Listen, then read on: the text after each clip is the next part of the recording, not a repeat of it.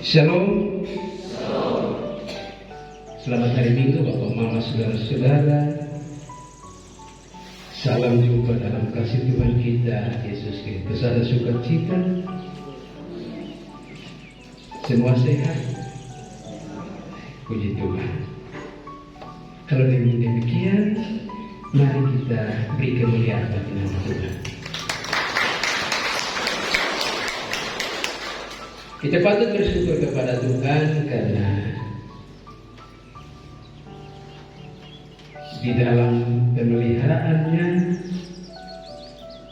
kita sudah menjalani tahun ini masuk di paruh kedua, bahkan kita sudah mengakhiri bulan Juli hari ini. Sekaligus juga kita mengakhiri perayaan bulan pendidikan di tahun 2022 dan kita akan segera masuk di bulan Agustus yang dalam kalender pelayanan Gereja Masih Injil di Timur bulan Agustus ditetapkan sebagai bulan kebangsaan. Bapak Mama saudara-saudara yang dikasihi Tuhan, di akhir perayaan bulan pendidikan tahun ini, tema yang menuntun kita di hari Minggu ini ialah duta yang menyembuhkan.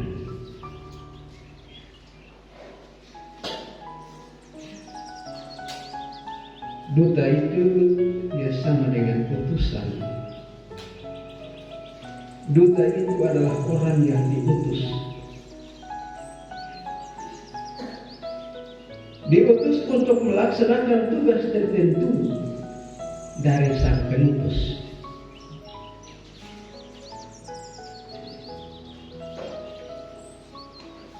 Maka seorang duta di dalam melaksanakan tugas itu,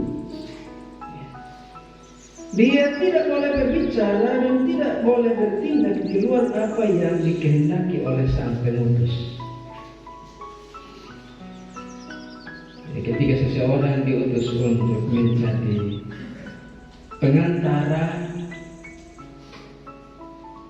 ketika seseorang diutus untuk menjadi penyambung lidah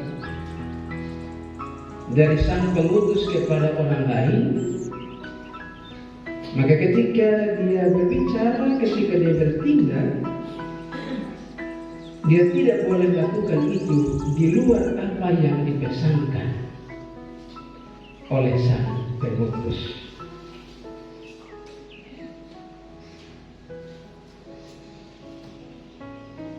Bapak Mama saudara-saudara yang dikasihi Tuhan, terkait dengan utusan atau duta,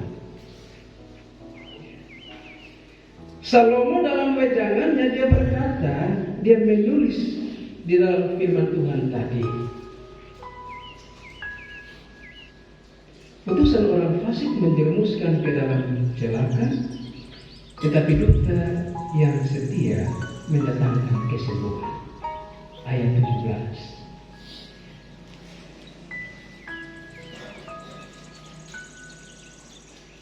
Apa yang disampaikan oleh Salomo dalam ayat 17 ini dapat kita pahami, dapat kita maknai sebagai sebuah peringatan. Dalam wejangannya Salomo mengingatkan kepada semua orang termasuk kita bahwa terkait dengan seorang duta atau seorang utusan, tidak semua utusan dapat menuntun pada kebenaran.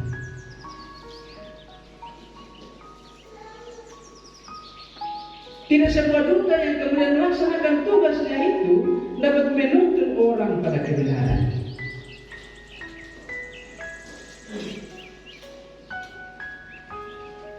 Ini karena ada utusan yang berbicara dan bertindak di luar kebenaran itu. Sekalipun mereka telah mengenal kebenaran itu. Mereka telah mengenal kebenaran itu. Mereka tahu tentang kebenaran itu. Tapi ketika melaksanakan tugas sebagai seorang utusan, mereka berbicara dan bertindak di luar kebenaran itu. Dan karena itu tidak bisa menuntun orang kepada kebenaran.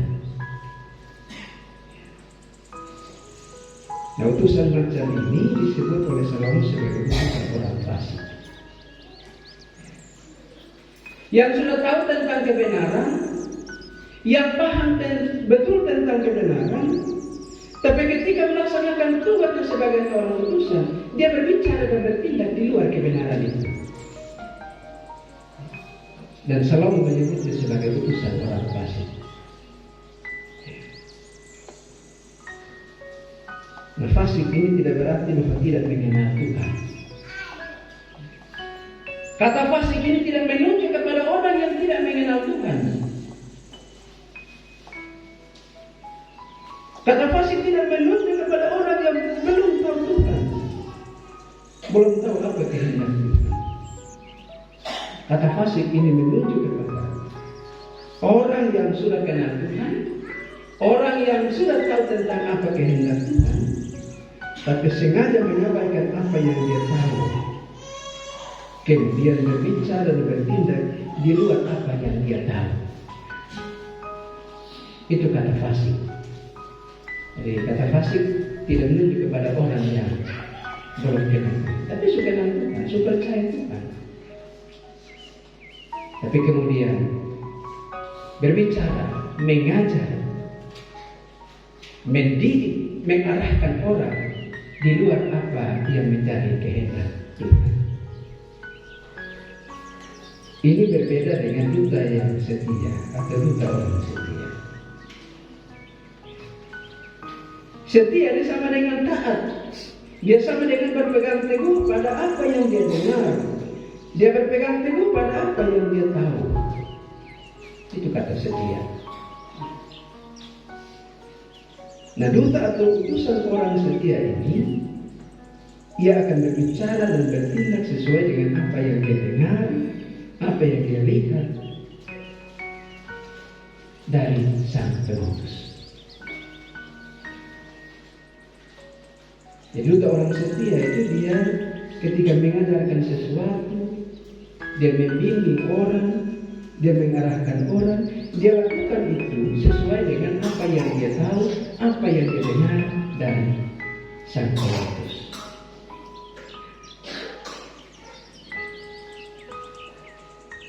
Bapak Mama, saudara-saudara yang dikasihi Tuhan, dampak yang ditimbulkan oleh duta orang fasik dan duta orang setia itu juga berbeda.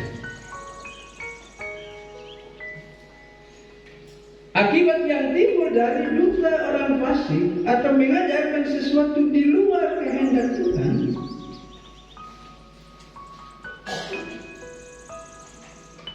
itu berbeda dengan duta orang setia yang ketika berbicara, ketika mengajarkan sesuatu, dia lakukan itu berdasarkan kehendak Tuhan. Ajaran tindakan dari duta orang fasik ialah celaka. Jadi pengajaran yang disampaikan oleh duta orang fasik akan mendatangkan celaka. Bukan saja bagi orang yang mendengar ajarannya, bukan saja bagi orang yang menerima didikannya, tapi juga mendatangkan celaka bagi dirinya. Tapi sebaliknya, ajaran dan tindakan dari duta orang benar, orang setia, ialah kesembuhan dan kehidupan.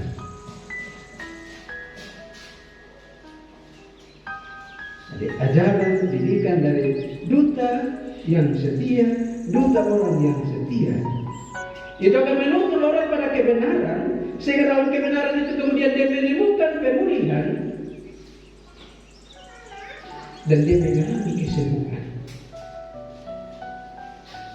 baik secara iman tapi juga secara fisik.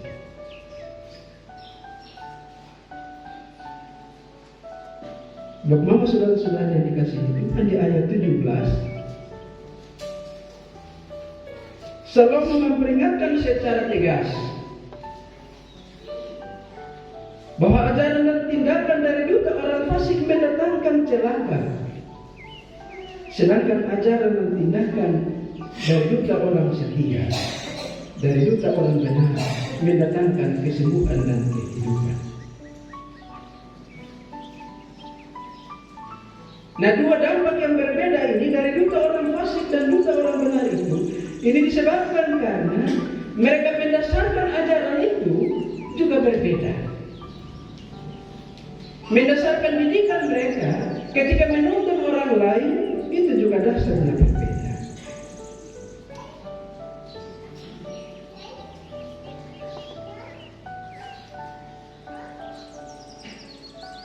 Dasar yang dipakai oleh duta orang fasik dan duta orang benar itu tidak sama. Dalam ayat 13 bacaan firman Tuhan tadi, Salomo secara tegas menyampaikan sebuah hikmat. Siapa meremehkan firman, ia akan menanggung akibat. Tapi siapa taat kepada perintah, ia akan menerima balasan.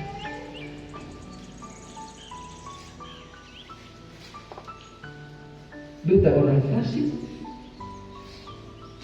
mengajar dan mendidik dan bertindak di luar kebenaran yang sejati, yaitu firman Tuhan.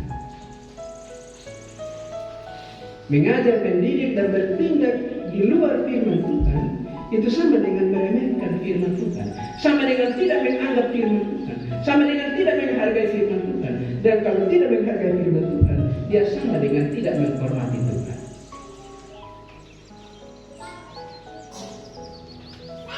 Dan orang-orang yang tidak menghormati Tuhan, orang-orang yang meremehkan Tuhan, itu hanya akan mendatangkan celaka bagi dirinya, bahkan mendatangkan celaka bagi orang lain ketika dia mencoba untuk menuntun orang lain.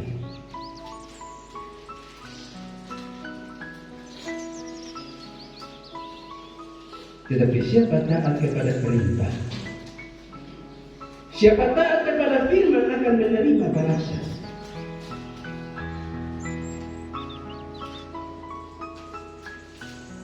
Siapa taat kepada firman, dia sama dengan taat kepada Tuhan. Dan orang-orang yang taat kepada firman, orang-orang yang taat kepada Tuhan akan menerima balasan. Mama, saudara-saudara yang dikasihi Tuhan,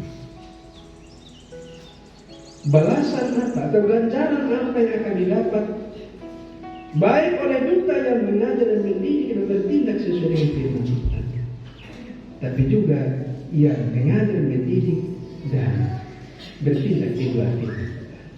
Itu secara jelas Salomo menuliskan di dalam firman Tuhan.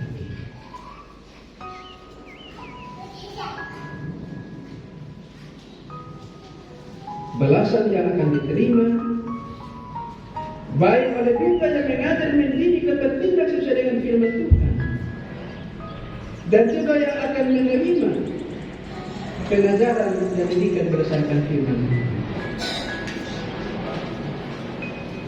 Dalam firman Tuhan ini Salomo mencatat ganjaran akan diterima oleh setiap orang yang setia, yang taat kepada firman Tuhan, yang mau mendidik hidupnya sesuai dengan firman Tuhan.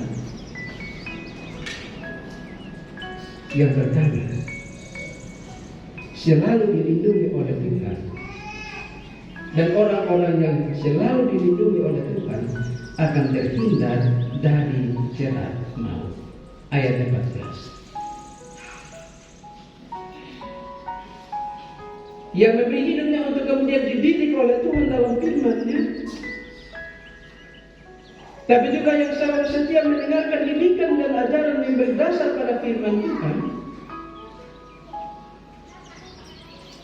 Salomo katakan, selalu dilindungi oleh Tuhan, dan setiap orang yang selalu dilindungi oleh Tuhan, mereka akan terhindar dari jerat maut. Dunia boleh berpikir dan merancangkan celaka, tetapi setiap orang yang ada di dalam Tuhan akan selalu dilindungi oleh Tuhan.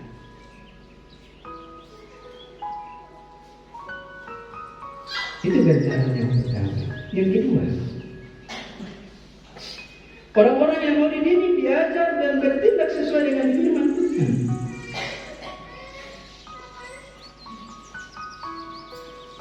mereka akan dikaruniai oleh Tuhan dengan hal-hal yang baik.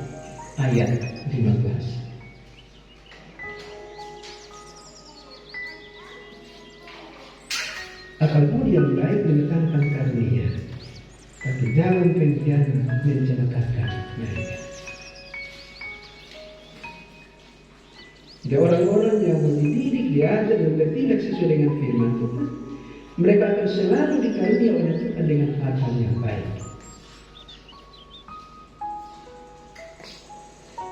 Kerjaan yang ketiga, orang-orang yang dididik dan diajar dan bertindak sesuai dengan firman Tuhan, mereka akan memiliki pengetahuan dan pengenalan yang benar tentang Tuhan. Ayat 16. Tapi juga mereka akan memiliki pengetahuan dan pengenalan yang benar tentang norma-norma kehidupan sosial yang berlaku dalam komunitas sosial di mana kita berada.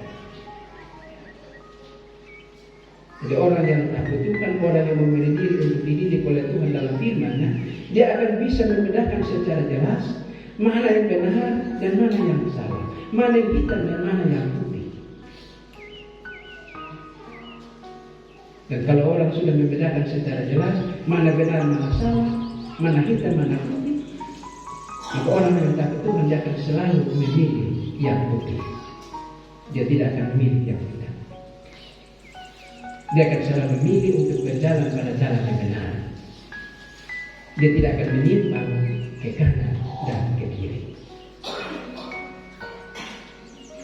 Kadang-kadang orang lebih suka menyimpang. Saat tertentu baru kita jalan lurus. Tapi orang yang takut Tuhan, dia takut untuk menyimpang ke kanan dan ke kiri. Dia akan selalu bertahan pada jalan kebenaran, sekalipun ada banyak hal yang dapat menjerumuskan dia. Bapak, mama, saudara-saudara yang dikasihi Tuhan, kalau kita menyimak semua wacana yang disampaikan oleh Salomo dalam Amsal ini, sebenarnya Salomo mengingatkan dan menegaskan beberapa hal.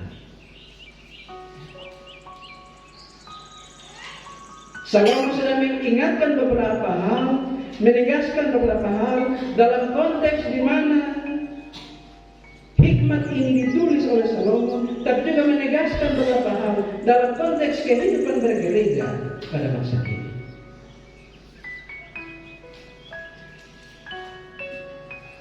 Yang pertama,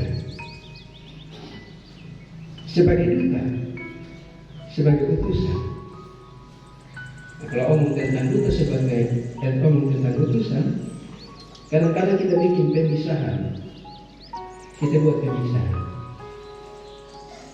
Yang duta, yang utusan itu hanya pendeta dan juga diaken pengajar. Kami jemaat, kami bukan utusan. Semua kita adalah utusan-utusan Tuhan yang datang dari Tuhan untuk kemudian hidup dalam dunia ini dan menerangi dunia ini. Kita semua adalah utusan-utusan Tuhan. Kita tidak berasal dari dunia, tapi kita datang dari Tuhan. Kita ditempatkan oleh Tuhan dalam dunia untuk kemudian menerangi dunia.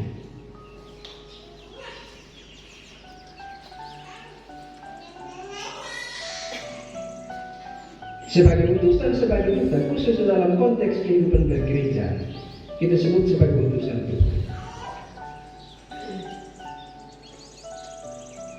Penting untuk memberi diri agar diajar, dididik oleh Tuhan melalui firman-Nya. Semua kita yang percaya kepada Tuhan, penting untuk kemudian kita memberi diri untuk diajar, dididik oleh Tuhan melalui firman-Nya. Supaya bicara kita, tindakan kita, perbuatan kita sebagai duta, sebagai utusan-utusan Tuhan, tidak bertentangan dengan kehendak Tuhan. Kita mesti memberi diri untuk diajar dan dididik oleh Tuhan. Supaya apa yang kita omong, apa yang kita buat, apa yang kita bikin, dalam relasi kita sebagai sesama umat Tuhan, tapi juga dalam konteks sosial di mana kita berada. Semua yang kita bilang, semua yang kita omong, semua yang kita ucapkan, semua yang kita lakukan itu tidak bertentangan dengan kehendak Tuhan.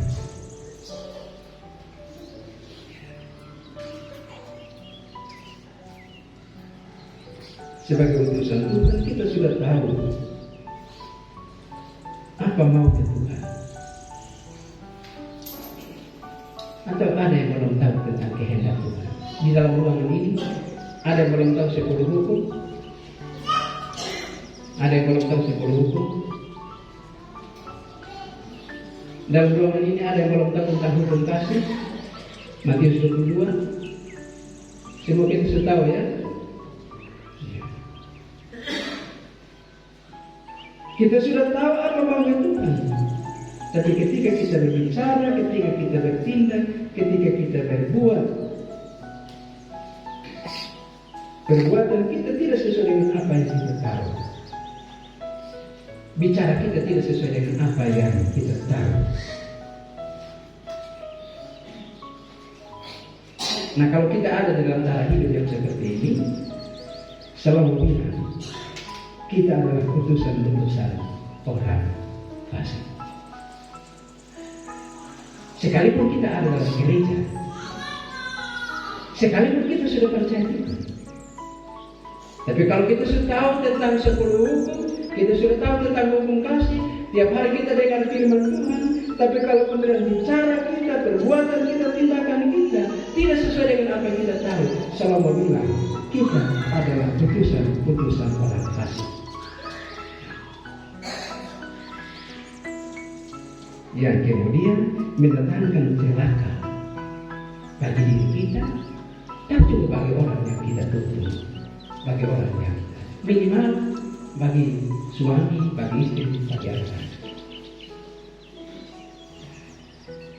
Apalagi sebagai pendeta, ketua, diaken, pengajar. Kalau kita ada dalam pilihan, sudah tahu tetapi kemudian mengabaikan apa yang kita tahu, dan kita berlaku di luar apa yang kita tahu, kita berbicara di luar apa yang kita tahu, sesungguhnya kita adalah utusan-utusan orang fasik.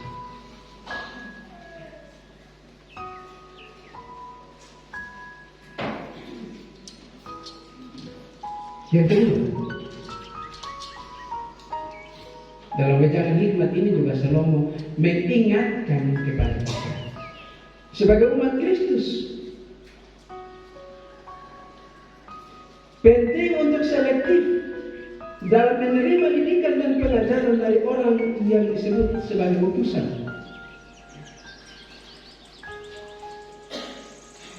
Penting untuk kemudian kita selektif di dalam menerima pengajaran dan didikan dari orang yang disebut sebagai utusan.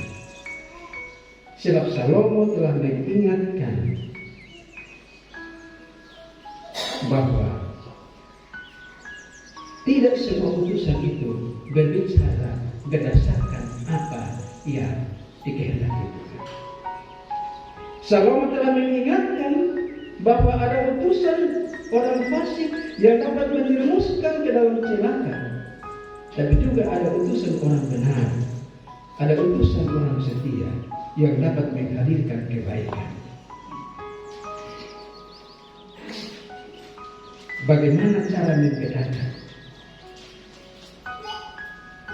Firman Tuhan kasih ingat kepada kita untuk kemudian kita selektif.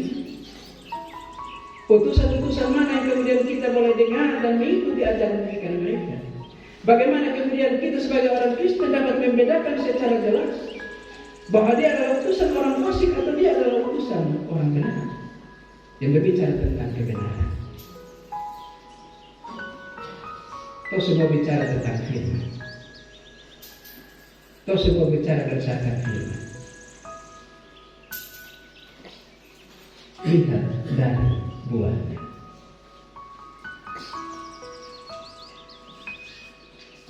Jika bicaranya, tindakannya, perbuatannya bertentangan dengan kebenaran yang sejati,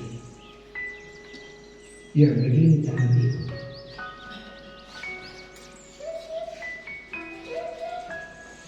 Tapi kemudian ada utusan yang bilang begini, Ikut apa yang saya bilang, jangan tiru apa yang saya buat. Ada yang begitu. Ikut apa yang saya ajarkan, jangan tiru apa yang saya buat. Secara keputusan yang benar, apa yang dia bilang, itu yang harus dia lakukan. Tidak bisa dia bilang lain, kemudian dia bikin lain.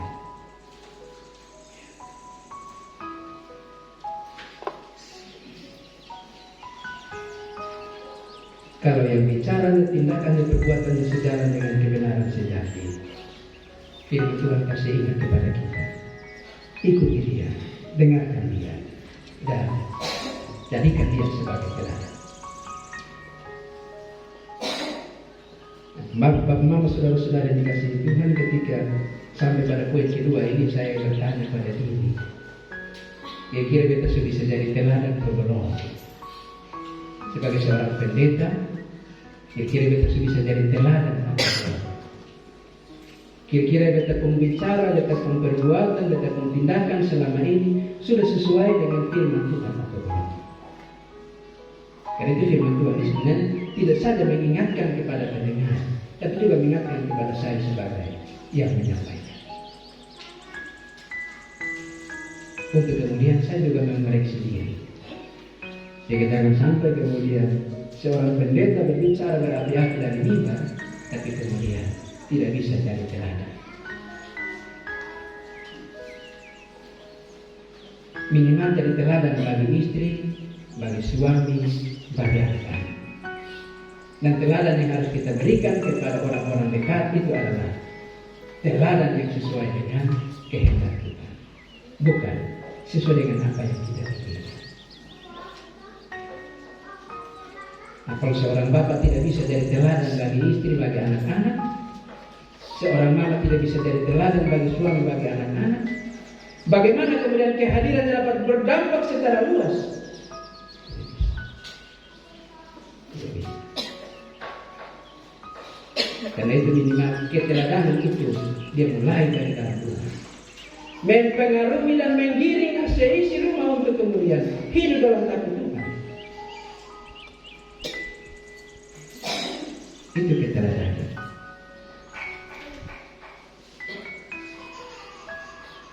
Supaya dapat merawat bicara dan dapat merawat tindakan. Yang ketiga, firman Tuhan juga kasih ingat kepada kita. Sebagai orang-orang gereja, sebagai pekerja-pekerja dalam gereja,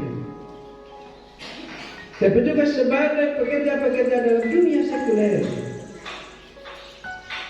sebagai anak-anak, sebagai pemuda-pemudi, sebagai laki-laki, sebagai perempuan, sebagai bapak, sebagai mama, sebagai orang tua, firman Tuhan hari ini kasih ingat kepada kita. Jadilah utusan yang suka dididik dan diajar oleh Tuhan. Jadilah utusan-utusan yang suka dididik dan diajar oleh Tuhan, supaya kita dapat menjadi utusan yang mendatangkan kebaikan dalam hidup bersama. Jadilah utusan-utusan yang menyembuhkan, bukan melukai. Sekali lagi, jadilah utusan-utusan yang menyembuhkan, bukan melukai. Jadilah utusan-utusan yang merekatkan relasi, bukan mencerai-beraikan relasi. Jadilah utusan-utusan yang saling menopang, bukan saling menjatuhkan. Jadilah utusan-utusan yang saling meneguhkan, bukan saling melemahkan. Karena itulah yang dikehendaki Allah bagi kita. Amin. Kalau selama ini kata mbak omong suka bikin luka istri, suka bikin luka suami, suka bikin luka anak-anak. Kalau selama ini kita mbak omong, kita bertindak suka meremehkan orang lain, suka merendahkan orang lain, kotong pandang amai orang lain, kotong tempatkan orang lain lebih rendah dari kotong. Kalau selama ini kotong dari orang-orang yang suka suka menjatuhkan orang lain, senang melihat orang susah dan susah melihat orang senang. Ada yang begitu? Bertobat sudah. Hiduplah sesuai dengan apa yang dikehendaki. Ada yang orang begitu, susah lihat orang senang, senang lihat orang susah. Jadi, kalau orang susah dia tepuk tangan, orang senang dia sakit hati. Nah yang begini bertobat sudah. Karena yang begini tidak sesuai dengan kehendaki. Bapak Mama, saudara-saudara yang dikasihi Tuhan, mari kita belajar dari firman Tuhan ini di akhir perayaan bulan pendidikan, supaya hidup kita bisa diberkati. Mari kita memberi diri kepada Tuhan untuk dididik kesehatan. Tadi di ruang konsistori ada teman-teman yang protes. Saya bilang kepada mereka, hidup ini adalah sebuah proses belajar. Hidup adalah sebuah proses belajar. Dan sejauh kita hidup, kita tidak boleh berhenti belajar. Belajar untuk kemudian merubah hal-hal yang buruk menjadi baik. Amin. Firman Tuhan berkata.